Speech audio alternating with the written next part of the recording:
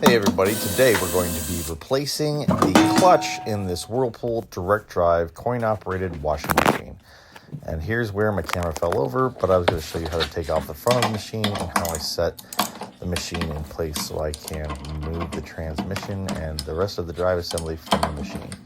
But here we are, we're under the machine and we're going to pull out these 3 1/2-inch bolts that hold the drive assembly in place.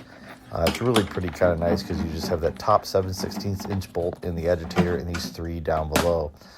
If you notice, I have the machine leaned back against the wall, which kind of makes me fight against gravity a little bit at times. However, with as small as this laundry room was, it's kind of how I had to do it. Here's the clutch assembly. It's got a little bell housing and it's got the pads inside. It's got 2 little washers and a retaining clip. And you can pull that sucker right off.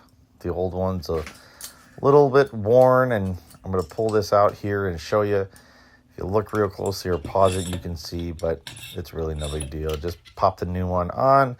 It's going to come with all the little bits and bobs that come with it to make the job complete.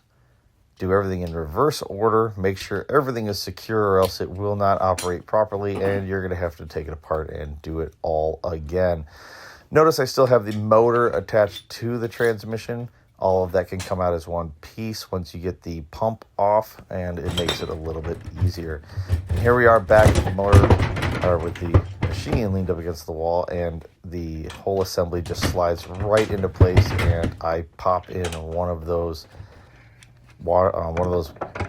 bolts to fight gravity, and then here we are tightening the rest into place with a ratchet. I kind of start everything by hand and snug them down first because I have snapped these before, and that can make the day even longer. So get them all snugged down, and then you'll be ready to button up the rest of the machine. Here we are throwing the pump back on. It's just got 2 of these little spring clips, which makes it really nice and easy to get the rest of the job done efficiently. And here we are. That's it, leaning up against the wall.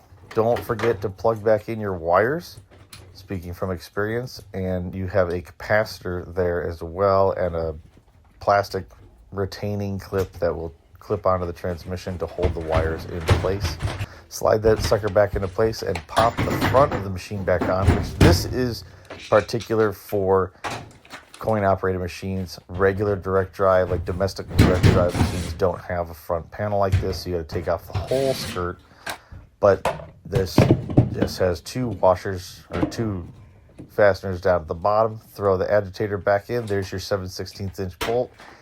And the good old Milwaukee screw gun to screw it back into place. Pop the cap back on, and you're good to go.